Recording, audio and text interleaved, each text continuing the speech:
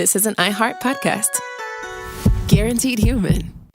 With no fees or minimums on checking accounts, it's no wonder the Capital One bank guy is so passionate about banking with Capital One. If he were here, he wouldn't just tell you about no fees or minimums. He'd also talk about how most Capital One cafes are open 7 days a week to assist with your banking needs. Yep, even on weekends. It's pretty much all he talks about, in a good way. What's in your wallet? Terms apply. See CapitalOne.com/bank. Capital One, N.A., member FDIC. Hi, Kyle. Could you draw up a quick document with the basic business plan, just one page, as a Google Doc, and send me the link? Thanks.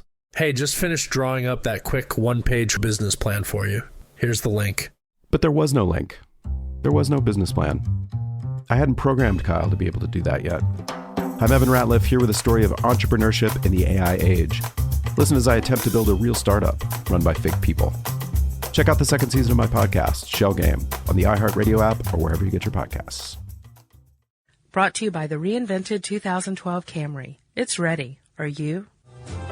Welcome to Stuff You Should Know from HowStuffWorks.com.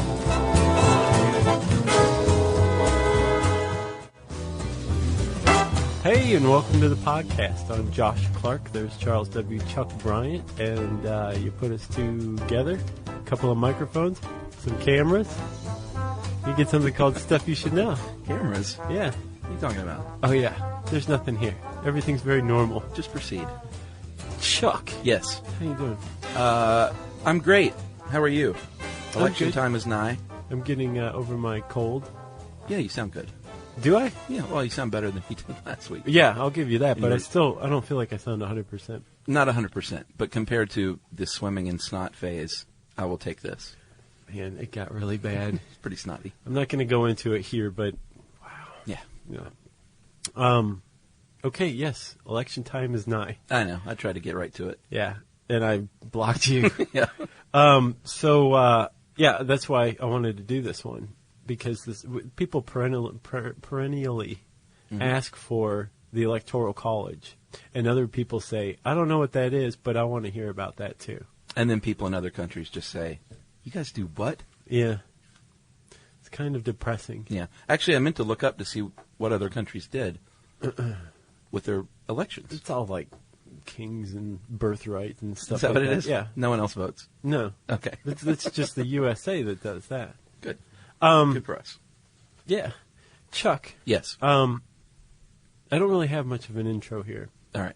It's more of a can you believe this kind of thing. Okay. How long have you thought that you went to the polls and cast a vote, and the vote you were casting was for the candidate that you were casting that vote for, that's who that vote went to?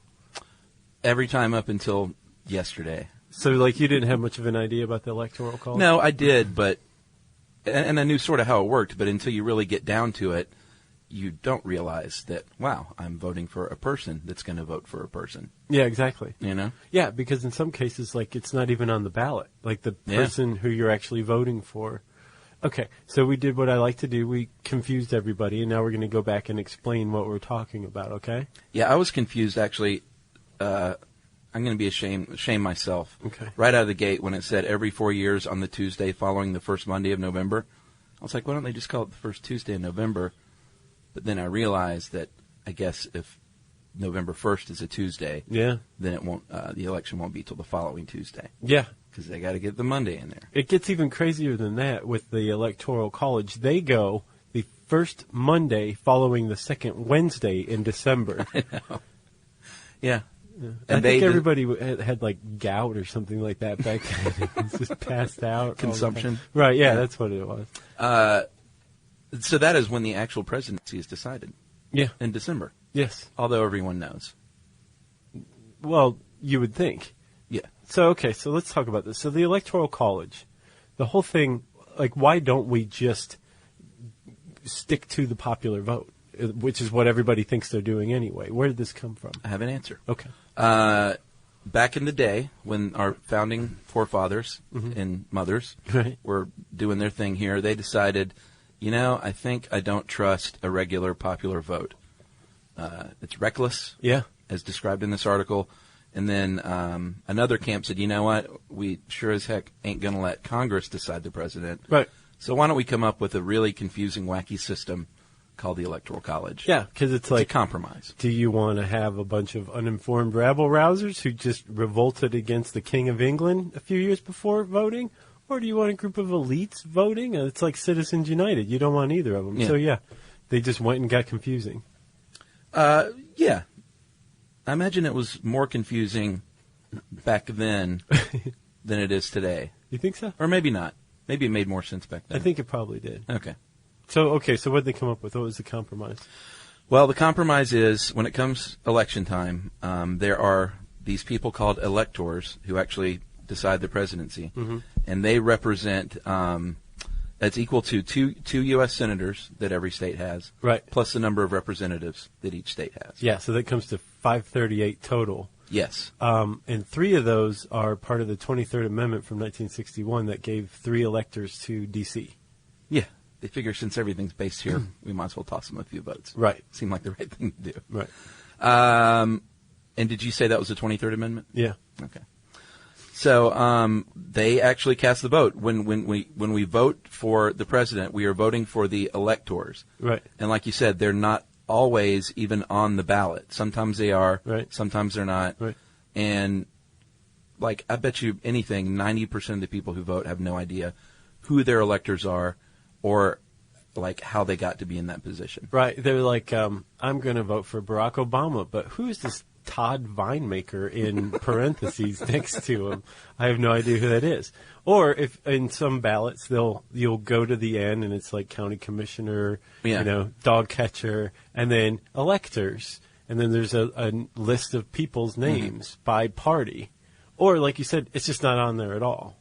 Yeah, and one thing I was surprised to learn was our own electors here in Georgia. I looked them up just because I thought, I might as well know who they are. And their addresses are in there. Like, I can go knock on the dude's door in Decatur, right, like 8 blocks from me, and say, you, sir, have a great responsibility at your hands. Are you going to do that? No. Okay.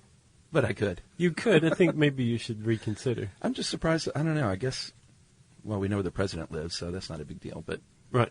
I guess I was surprised that all that stuff is common knowledge. I thought they would be, like, secret.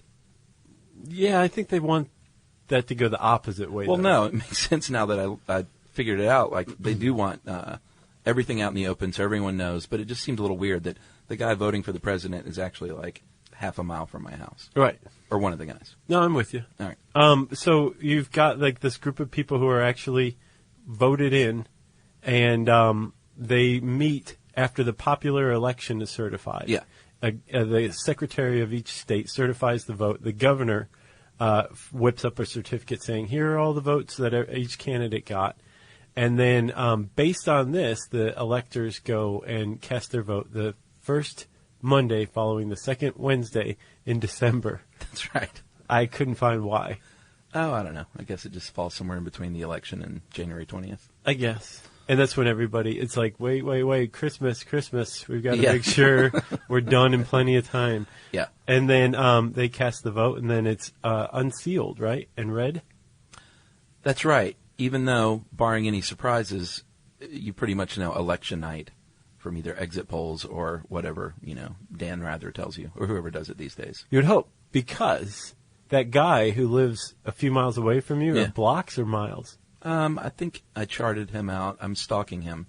It was less than a mile That's from my really house. neat. Yeah. So that guy, You want his name? yeah. John White. That's his name. So John White, the elector, right? One of them, yeah. It's perfectly legal for him to say, you know what? Supposedly, I am supposed to be voting for Barack Obama, Yeah. but I really like the cut of this Mitt Romney's jib. Yeah, that doesn't really happen, though. It has. But not quite like that But in the modern times. I think one of the reasons why they publish their addresses is so, a good lynching could kind take of place. it's throwing you out there like, Yeah. hey, man, you can vote however you want, That's but true. everybody knows where you live. And if you think they get mad about, referees making bad calls, faithless elector. That's what they're called, Yeah. which is a great band name. You think? Faithless Elector? Or Yeah. the Faithless Electors? No? I don't think so. It's too, maybe for like a DC law school band, Right. the Faithless Electors. I Playing- could see that, Playing but like St. Elmo's Grill. they have no future whatsoever. Unless they turn it into something like scorpions or something like that. That's right. And actually, faithless electors have no future as electors, because one thing you can probably be sure of, if you change your vote, then you're not going to be asked back to be an elector in the future. No. And you could possibly be fined, depending on what state you're in. Yeah, and you're right? probably going to be kicked out of your party. You're putting a lot on the line. Yeah, and see, this is the thing that made it all clear to me. Each party has its own elector, so Right. that's why no one's going to turn. Like, the people that are put in the place as electors are like staunch party line people. Right. You know, they're not going to turn and vote. Like, the reason they're there is because they know that they're going to vote for either the Republican or the Democrat. They know where their bread is buttered. Exactly. Hi, Kyle. Could you draw up a quick document with the basic business plan, just one page, as a Google Doc, and send me the link? Thanks. Hey, just finished drawing up that quick one-page business plan for you. Here's the link. But there was no link. There was no business plan. It's not his fault. I hadn't programmed Kyle to be able to do that yet. My name is Evan Ratliff. I decided to create Kyle, my AI co-founder, after hearing a lot of stuff like this from OpenAI CEO Sam Altman. There's this betting pool for the first year that there's a one-person billion-dollar company, which would have been like unimaginable without AI, and now will happen. I got to thinking, could I be that one person? I'd made AI agents before for my award-winning podcast, Shell Game. This season on Shell Game, I'm trying to build a real company with a real product run by fake people. Oh, hey, Evan. Good to have you join us. I found some really interesting data on adoption rates for AI agents in small to medium businesses. Listen to Shell Game on the iHeartRadio app or wherever you get your podcasts. The moments that shape us often begin with a simple question. What do I want my life to look like now? I'm Dr. Joy Harden Bradford, and on Therapy for Black Girls, we create space for honest conversations about identity, relationships, mental health, and the choices that help us grow. As cybersecurity expert Camille Stewart-Gloucester reminds us, we are in a divisive time where our comments are weaponized against us. And so what we find is a lot of Black women are standing up and speaking out because they feel the brunt of the pain. Each week we explore the tools and insights that help you move with purpose, whether you're navigating something new or returning to yourself. If you're ready for thoughtful guidance and grounded support, this is the place for you. Listen to Therapy for Black Girls on the iHeartRadio app, Apple Podcasts, or wherever you get your podcasts. Okay, so let's talk about these people. How are these people elected? What do they have to qualify for? Obviously, everyone has to have at least a Juris Doctorate, if not a PhD in law of some sort, like a Juris Doctorate, some sort of political science degree, and probably they have to have like several hundred hours of community service under their belt. No. Yes. That is not true. Are you sure? Very nice setup, though. Thank you. You're being coy. There actually are no real strict outlines per the Constitution as to who these people are. Yeah. They are usually nominated by a state party committee. It says in here, usually or sometimes to reward many years of service to the party. Yeah. So they could be like big on the campaign trail for you, or activists maybe for your party. Or like a robo-dialer. Yeah, I guess so. Yeah. Like the all-time robo-dialer.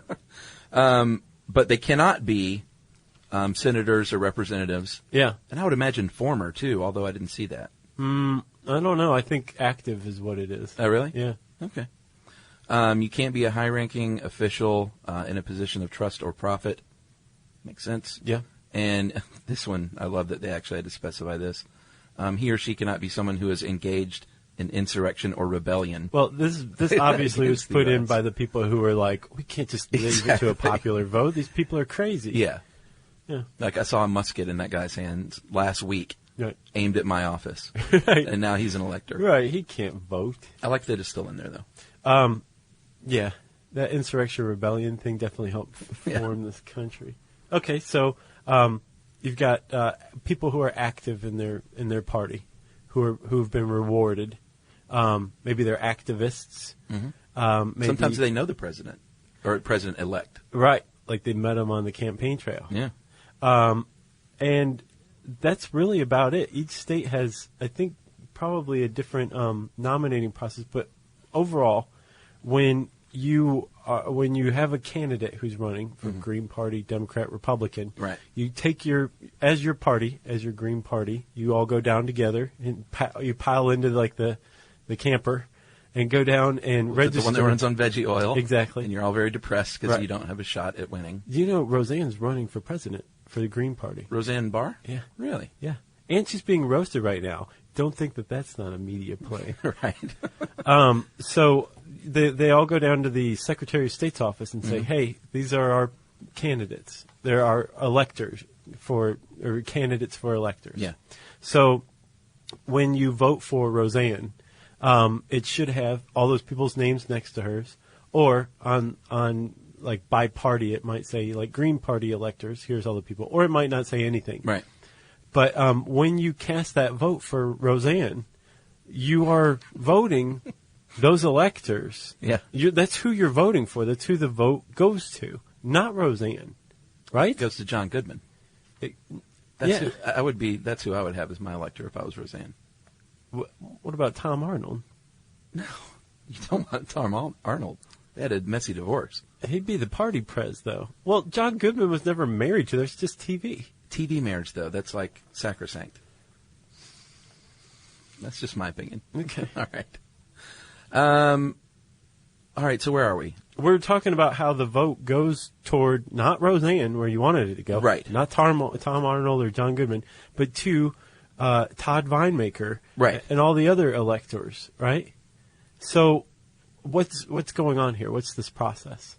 Well, I mean, they literally just make their vote supposedly in accordance with the people's popular vote. Right. And I think, what do they give it to, the Secretary of State? Right. That's who's, like, it's registered before Election Day. Right. Like your name's on the list. Yes. Yeah. So at the very least, if it's not printed on the ballot, the Secretary of State knows who the electors are. Right. And there's two ways to do it. 48 states have a winner-take-all system. I get that one. And then Maine and Nebraska have a district system. I'm just confused by that one. Okay, so the district system actually more closely follows the Electoral College system than the winner-take-all. Now, is this to vote for the elector only? No. That's what confused me, I think. So let's say you have let's do the winner-take-all system. Okay, which is so easy. But think about it. So let's say you are in Arizona. All right. Boy, it's hot. Right. And you've decided to stay. You're not moving. Yeah, that wouldn't happen. You've got like, you have 10, there's 10, well, in 2008, and I believe it's the same in 2012, there's 10 electoral votes. Yes. Right? So the Green Party candidate, Roseanne, should have 10 electors associated with her. Yeah. Right? Yeah. The Barack Obama should have 10 electors. Yeah. Mitt Romney should have 10 electors. So when that person wins the popular vote and that's certified, then those electors are the ones, those 10 associated with that candidate are the one that should go down to the state capitol on the first Monday after the second Wednesday of December and cast their vote. Okay, I get that. And also we should point out that in this system, that is the reason why sometimes the name isn't even on the ballot, because there's something somewhere in their state constitution that says a vote for Barack Obama is a vote for these 10 people. You don't need to know who they are. Just trust us. Right, exactly. Okay. So that's the winner-take-all system, right? The other system in Maine and Nebraska is the district system. Right. So the winner-take-all system, that's a lot like a popular vote. Yeah. In the district system, you get 2 votes. The guy who won, the guy or the lady, or the gender neutral president, depending on when you listen to this episode. Whoever got the most popular votes in the state gets 2 electoral votes, the 2 associated with the Senate. Right. Then the other electoral votes that are divvied up by congressional district, whoever won that congressional district gets that vote. Yeah, I get that, and I looked it up a little further and saw that there are scenarios in Maine and Nebraska where you could have 3 different votes cast for 3 different candidates, but they said it's never happened. Yeah, it's just theoretically possible, mathematically, statistically possible. Yeah, all 3. Okay. I don't know. It just seems like everyone should just be all on the same system. But it makes sense. Call me a if socialist. But think about it. Like the whole reason you have the Electoral College, or one of the big reasons, is to prevent one region or one part of the state from wielding enough power to vote for everybody else. And I think that's what the district system is set up to prevent too. It's kind of like, hey man, you voted for this this person, and we want you to have your say in the Electoral College. I think it's smarter. Oh yeah, I think so. Well, then I do too. You swayed me. Good. Now we just have to sway John White. I've got his number. You know, he could use this as evidence one day. For what? I don't know what's going to happen. What are you going to do? I'm not going to do anything. Okay. But if something happened, then everyone would point their fingers at me. Yeah. It's like we heard him say it so on his podcast. Yeah. All right. I won't testify against you, though. I appreciate that. Should we talk about some of the hinky results over the years? Yeah. When things don't go quite as planned? Or go exactly as planned. Very true. Thanks. That's a teaser. There have been 4 presidents. POTUS? Is that what they call them? Yeah. 4 POTUSes. Podi that have won their post without the popular vote. Yeah. I mean, that's happened 4 times in this country. And all the ones up until 2000, we probably weren't as concerned with because you're like, who cares? They're all old-timey. They're all old-timey. They were wearing knickers. They were just working it out back in 1824. Yeah. When John Adams' son, John Quincy. The Q. He received 38,000 fewer votes than Andrew Jackson. This one was definitely hinky because neither one of them won Electoral College. So if that happens, you defer to the 12th Amendment. And that's when the House of Representatives decides who the president is. Yeah. Which would be really weird these days. Yeah. Don't you think? I think there'd be that'd just be bad news. Yeah, that would be bad news. But at the same time, this is 1824, and there were still a lot of insurrecting, rebellious people. Yeah, so true. I'm sure it was a little nervous back then. Yeah. So who won? JQ? JQ. Yeah. 1876, Rutherford B. Hayes. This is the first time, and I think the only time, that small states actually swung the election. Yeah. Hayes carried a bunch of small states, and basically combined their combined electoral votes, gave him the electoral vote. Yeah. Although he lost the popular vote by a lot, by 109,000. No, 264,000 votes. He lost the popular vote. Yeah, we almost had President Samuel Tilden. Yeah. Sammy Tilden, Too bad. the Haymaker, I think was his nickname. Really? I feel bad for the Haymaker all of a sudden. Yeah. Yeah, well, I mean, everybody liked him a lot more, but Hayes cobbled together a win from small states, and Colorado had just been let in. This is the hinky part. And they didn't have any popular vote. There was no vote whatsoever. They just did some electoral voting. Yeah. And it went all to Hayes, so he put it together with Colorado. So with very little popular vote, and then in one state, no popular vote. Isn't that crazy? And he won. And he went on to be the greatest president this country's ever seen. I mean, Colorado, I guess they were just like, we don't even have pens and pencils. Can you give us, can we get a buffer? We're just we're all boxes over here. Yeah. We haven't even started unpacking yet. Exactly. So they said, oh, well, let's just give it to Hayes. Yeah. Good on you. Yeah. Who you got next? 1888, Benji Harrison lost the popular vote by more than 95,000 votes to Grover Cleveland, won the electoral vote by 65. And this is one of the cases where they say it worked exactly like the plan, like we planned it to with Electoral College, because you can't just overwhelm someone in one region and get the presidency. That's what happened. So in 6 states in the South, so the whole campaign pretty much was based on, we want the tariff, we don't want the tariff. Well, the North and everybody else wanted the tariff. Right. South didn't want the tariff. So Grover Cleveland was like, no tariff whatsoever. Right. And the South voted as a block. They had a bunch of people. He won the popular vote by 65%. Huge number, yeah. But in the other 32 states, he lost by 425,000 votes. No. He lost by 300,000. He had won by 425. Okay, so 32 states were against him combined. 6 states were for him, and the Electoral College steps in and prevents the South from picking the president for the rest of the country. That's right. flawless. And then, not flawless, let's go to the year 2000. Yeah.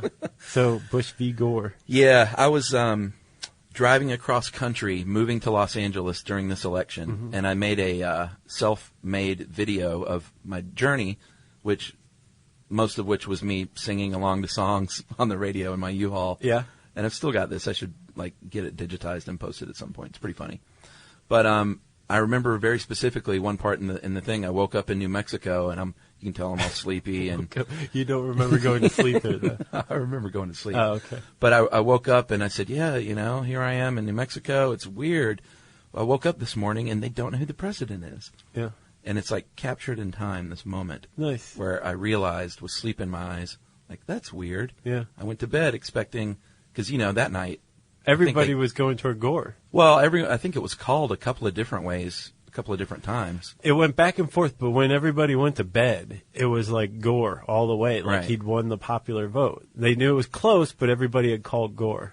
And then they woke up and they're like, wait a second. And then a huge, huge mess cluster ensued. Yeah. Afterward, which involved the court system. It involved hanging chads. Well, not only that, you remember, there was this one county where, their votes just got lost for a little while. Yeah. On the way to be counted, they were just vanished, and then reappeared later on. That kind of stuff, you should just basically be like, no, the whole state, everybody has to wait. The whole state has to start over and vote again. Yeah. That might have been a good move. There were accusations of disenfranchisement among black voters, in black areas. Yeah, there were also, both sides had a lot of arguments. Yeah. When you really start peeling back the layers and researching this, It'll make you cry. It will make you cry. And there were just dozens and dozens of factors that many people never even saw on the nightly news. Yeah. Military votes or disenfranchised voters in poor counties. Yeah. And then I think Gore asked for a recount in only 4 counties, when people are saying, no, he should have asked for a hand recount in all the counties. Mm-hmm. And in the end, POTUS was decided for the country by less than 400 votes. Is that what it came down to? Well, it depends, because all the different factors, do we count these votes? What about these? These people meant to vote for Gore or Bush, and it was cloudy. And what about these hanging chads? So there's all different kinds of numbers. But I've seen one that said it was less than 100 votes was the deciding factor. So it came down to 100 votes, but Florida's winner take all. Yeah. So that means that those 100 votes, since Bush got those 100 votes, he got all 25 votes in the Electoral College for Florida. Yeah. Which just so happened to put him at exactly the amount of electoral votes he needed to win the presidency, which was 271. It's crazy. I've looked, as many people have since then, at the independent studies they did afterward, and it just depends on which ones you want to read. I saw 10 independent studies, and 6 of them showed that Gore was the definite winner. 4 of them showed that Bush was. So it's just confusing and disheartening. Yeah. But what it did was shed light on a pretty flawed system in how we cast our votes, how they're counted. And it gave us the hanging chad. It gave us the hanging chad joke. So there was also a bit of awkwardness that came out of that. Just a bit? Well, in one instance, there was a kind of an overlooked bit of awkwardness. When the electoral votes are unsealed, they're unsealed by the President of the Senate. The President of the Senate is the Vice President. So in 2000, the 2000 election, remember Al Gore was Vice President. He was President of the Senate, so he had to read his own defeated Electoral College votes. Did you just... Yeah. That's what I would have done. Yeah. And there was something of an insurrection and a rebellion among black congressional members who were protesting the vote and protesting, including Florida's vote in the count. And he had to basically be like, it's over, it's done. Right. For the good of the country, let's move on. But there was no emotion. Even the emotion you just had, there wasn't that. There was less than that. For the good of the country, let's move on. Hi, Kyle. Could you draw up a quick document with the basic business plan, just 1 page, as a Google Doc, and send me the link? Thanks. Hey, just finished drawing up that quick 1-page business plan for you. Here's the link. But there was no link. There was no business plan. It's not his fault. I hadn't programmed Kyle to be able to do that yet. My name is Evan Ratliff. I decided to create Kyle, my AI co-founder, after hearing a lot of stuff like this from OpenAI CEO Sam Altman. There's this betting pool for the first year that there's a one-person billion-dollar company, which would have been like unimaginable without AI, and now will happen. I got to thinking, could I be that one person? I'd made AI agents before for my award-winning podcast, Shell Game. This season on Shell Game, I'm trying to build a real company with a real product run by fake people. Oh, hey, Evan. Good to have you join us. I found some really interesting data on adoption rates for AI agents in small to medium businesses. Listen to Shell Game on the iHeartRadio app or wherever you get your podcasts. The moments that shape us often begin with a simple question. What do I want my life to look like now? I'm Dr. Joy Harden Bradford, and on Therapy for Black Girls, we create space for honest conversations about identity, relationships, mental health, and the choices that help us grow. As cybersecurity expert Camille Stewart-Gloucester reminds us, We are in a divisive time where our comments are weaponized against us. And so what we find is a lot of Black women are standing up and speaking out because they feel the brunt of the pain. Each week we explore the tools and insights that help you move with purpose, whether you're navigating something new or returning to yourself. If you're ready for thoughtful guidance and grounded support, this is the place for you. Listen to Therapy for Black Girls on the iHeartRadio app, Apple Podcasts, or wherever you get your podcasts. You know, Gore always got tagged as the robot, the Robotron, but there was a video, I might have talked about it before, that Spike Jonze made of Gore that never was released, a campaign video, that I think would have won him the election. Oh, yeah. It's Did he have pretty like great. his tie loosened? No, man, he was like way funnier and cooler than you would think. He was on 30 Rock.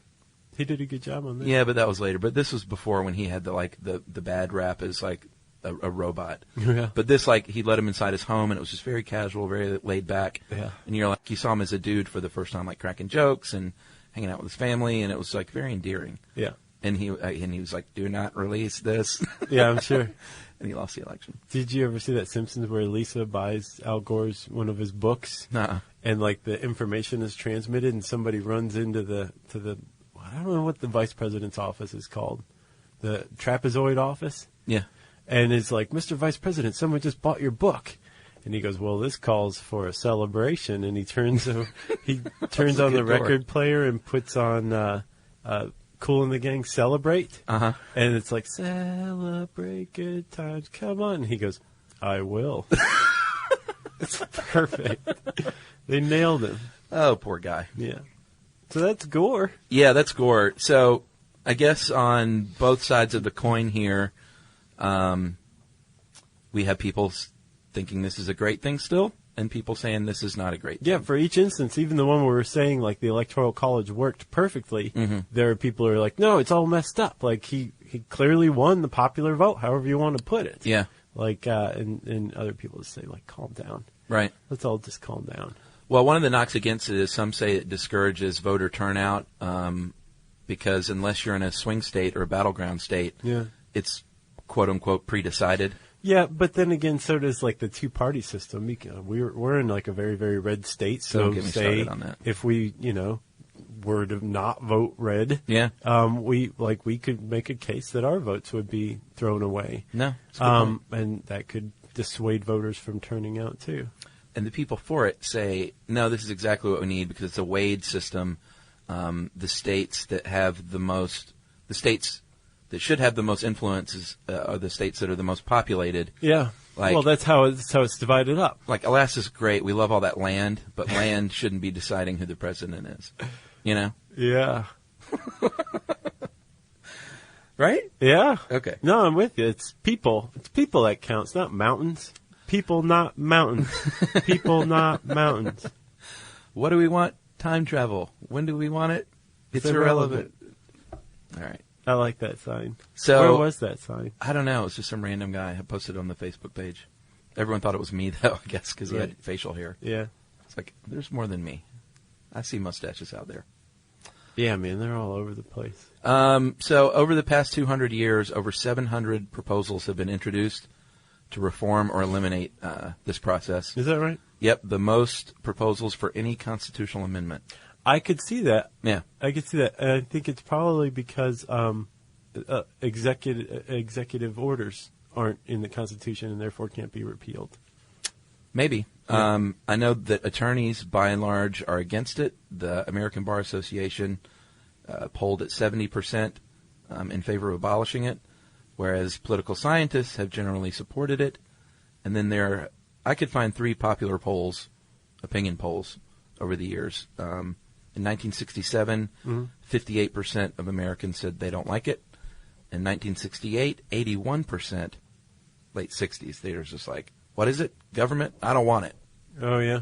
And then in 1981, that declined to 75%. But by and large, the people are saying, or at least up until 1981, like, we don't like this process. Yeah. Don't make us insurrect. Yeah. Whoever has the most votes should win is what many Americans believe. Yeah. Did we talk about safely say that. The 2 elections that were decided by the House of Representatives because there were ties in the Electoral College? Well, we talked about the one. I don't Which think one? we mentioned the other. Oh, yeah. Burr. JQ. Yeah, but Burr and Jefferson. Yeah. 1801, right? Yeah. There was a tie in the Electoral College, and it took 31 votes in the House of Representatives to decide who was the president. And it turned out to be Thomas Jefferson. And then Aaron Burr was shot. That's right. Mm-hmm. That's the sad end of that story. No. Aaron Burr shot Alexander Hamilton. That's right. And that's the sad end of that story. Right. And that's the sad end to Electoral College. Yeah, get out and vote, people. That's all we have to say. Even if you live in California and you're a Democrat and you think, hey, we're going to lock up those 55 votes, even if I sleep in and go see my medical marijuana doctor, get out and vote anyway. Yeah. Or if you're in a state like Georgia and you're a Republican and you think, hey, we're going to carry this, you get out and vote too. It's pretty much the fable of the rabbit and the hare that you're talking about. Who's the hare? I guess the hare is the person who visits their medical marijuana doctor and oversleeps rather than voting that day. And how do you oversleep? You mean like sleep until Wednesday? Like not get up on Tuesday? That's happened. Yeah. Have you heard about Ohio? Well, that's a swing state. Yeah, but have you heard what's going on there? No. Dude, the Secretary of State, a Republican, has decreed that counties that are typically blue, generally blue counties, are not going to have weekend voting, and their early voting hours are going to be short compared to red counties that are going to have weekend voting and longer early voting hours. And, there's no explanation for this whatsoever. See, that's my problem is, I know you probably can't do it nationwide, everything's the same, but within the state, every district should have the exact same procedure, the same machines, the same, all of that should be the same. I can't believe there's districts that have, here you do a punch card, and here you scribble it in with the number 2 pencil, and here you just say it quietly into a booth, and there's someone on the other side. Right, or you blow out a candle, one of 2 candles. Yeah. That's another Simpsons. It's pretty messed up, though. I think at the very least we should be allowed to tar and feather elected officials who decide stuff like that. Anybody who's responsible for voter disenfranchisement, tarred and feathered. I guess that's it. And that makes you an insurrectionist. Yeah. All right. I always knew I was. Okay. Well, if you want to know more about this weird process we have in the United States called the Electoral College, you can type those words into the search bar at howstuffworks.com. It'll bring up a handy and out-of-date graph of how the votes were distributed in 2008. Is it out of date? 2008 was 4 years ago. Yeah, but isn't it still the same? Well, then it's a snapshot of a moment in time. Is what it is. Anyway, it's still a good article. Electoral College, handy search bar, howstuffworks.com, and now it's time for listener mail. Josh, before we go any further, I didn't realize we were going anywhere. We are coming to New York City. Yeah, we are. Our town, one of our towns. And we are doing another trivia event there, which we're both really psyched about. Yeah. But we need some help with a venue. We need to have the trivia event somewhere. That's right. And we are coming Friday, October 12th. Yep. And actually, that is when the event is, that evening, that night. Yeah. And we could use some help from anyone out there who has connections, good ideas. Yeah. Whatever. Room for a few hundred people. I don't want to toot our own horn, but I would say that that's probably a pretty good projection of everybody who's coming. Oh, by the way, even if you don't have a venue, guys, we're going to be in New York for a trivia event, so make sure you come out. Details to follow. But mark your calendar, October 12th. And, yeah, you're right. Like, your tiny little bar that you love that does trivia in Park Slope, probably can't go there. Just to give you an idea. Although it's probably a great bar. Exactly. To give you an idea, we had our last trivia event at the Bell House in Brooklyn, and it was pretty big, and we packed it out. And I imagine we could pack it out at least that, or maybe a little more this time around, because it's a few years down the line. Maybe we can work out a deal. You know what I'm saying? Yeah. Do you? Yes. Okay. So hit us up at Facebook or Twitter. Email to us. Yeah, or you could email stuffpodcast@discovery.com and just put like New York venues in the subject line, and that's a great help for us. Yeah, and October 12th. That's right. It's going to be awesome. Josh is already excited. I am excited. All right, back to it? Yes. I'm going to call this an Englishman. The Englishman who went up a hill and came down a mole. Dear Chuck, Josh, and Jerry, and in parentheses he says a small hi to guest producer Matt. Oh, nice. A small hi. Yeah. Not a full hello. My name is Jack Mead, and I'm an avid fan from England. Just started listening in October 2011. Just started in 2011, and tonight I've just finished the 452nd podcast. I wish we had the sound maker. Yeah. The haymaker. From Grassoline with Josh and Chris Paulette, parentheses, terrible pre-Chuck days, to the most recent Shark Attack episodes. It's been a wild and exciting ride. You guys have come a long way. I just listened to the first one to see the difference. And not only is it missing the sweet dulcet tones of Charles W. Bryant, but Josh's voice sounds very weird. Yeah, and it sounded like we were recording in a can. Yeah. And I was really aggressive. Oh, yeah? Yeah, like, hey, what do you think, huh? I can't even listen to him. Yeah, you poked me once. Yeah, sure. Once. Yeah. Anyway, I just want you guys to know your podcast has become a huge part of my life. Catching up with them has left me both a sense of achievement, but also great sadness. See, I listen to the podcast pretty much any time when I'm not engaging with other human beings. I've listened to over 9 days' worth of your voices in the space of 10 months. I probably heard you two speaking more than my own fiance's voice. I was thinking, man, what a lonely guy, but he's engaged.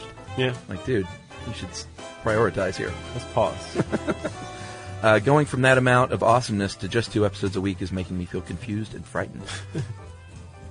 It's okay, Jack. You know, it's strange. It's like this is a pretty frequent report we hear. Yeah. It's like a condition. Well, I just bulk up. You bulk listen, and all of a sudden you have to wait like everybody else, like a schmo. I just did the Firefly marathon. Yeah, it's good. Think how I feel. You watch 14 episodes of that, then the movie, and then you're cut off after 4 days. Yeah, that's it. There's not another one coming every week. Yeah. So I'm just like looking at the walls now, wondering where Captain Tight Pants is. Is that what's been wrong with you? Yeah, I'm like sad. I've been trying to figure it out.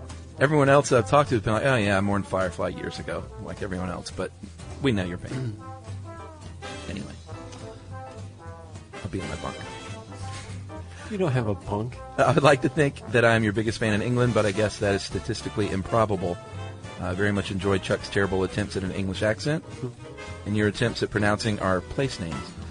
I've been wanting to email you guys since I got into the podcast, but wanted to catch up first. I think what you do is truly amazing and genuinely enjoy life more with the podcast as a soundtrack. Isn't that crazy? I know you guys must get hundreds of emails a day. That's not true. So I don't expect to reply, but I'm just glad to know that you will read this. I look forward to the day that I can contribute information and maybe even get on listener mail. Yeah.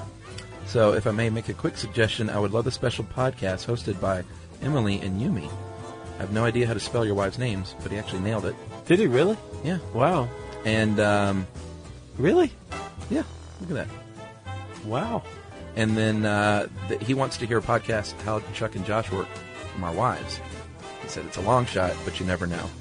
And it's a pretty long shot. I would call that the longest of shots. Yeah. But a fun idea, nevertheless. It is a good idea. Emily would be like, get your beat button ready. Right. Let me tell you a thing or two. Yeah, exactly. Well, who is that from again? Jack Mead. Thanks, Jack Mead. Wow, that's a pretty awesome British name, isn't it? Agreed. Jack Mead. It makes me want to put on boxing gloves. Drink mead. Yeah. So, if you are a fan who is going through, what should we call this condition? I don't know. I had an Withdrawal. idea. Stuff you should know, withdrawal. Yeah, I guess that. Just that call it makes what it sense. is. Yeah. If you're going through stuff you should know, addiction, withdrawal, Yeah. and you need help, we will look into forming some sort of support group for you. Let's do that. Agreed. Any ideas on how to create such a support group, especially one that would have to be international and global and instantaneous? We're open to that. So we need to hear from you via Twitter at SYSK Podcast, Facebook.com/StuffYouShouldKnow, or you can send us an email with these details to stuffpodcast@discovery.com.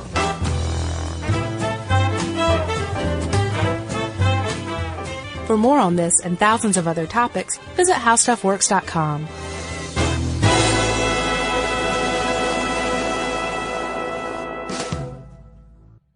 Brought to you by the reinvented 2012 Camry. It's ready. Are you? Hi, Kyle. Could you draw up a quick document with the basic business plan? Just one page, as a Google Doc, and send me the link? Thanks. Hey, just finished drawing up that quick one-page business plan for you. Here's the link. But there was no link. There was no business plan. I hadn't programmed Kyle to be able to do that yet. I'm Evan Ratliff, here with a story of entrepreneurship in the AI age. Listen as I attempt to build a real startup run by fake people. Check out the second season of my podcast, Shell Game, on the iHeartRadio app or wherever you get your podcasts. The more you listen to your kids, the closer you'll be. So we asked kids, what do you want your parents to hear? I feel sometimes that I'm not listened to. I would just want you to listen to me more often and evaluate situations with me and lead me towards success. Listening is a form of love. Find resources to help you support your kids and their emotional well-being at sounditouttogether.org. That's sounditouttogether.org. Brought to you by the Ad Council and Pivotal. This is an iHeart podcast. Guaranteed human.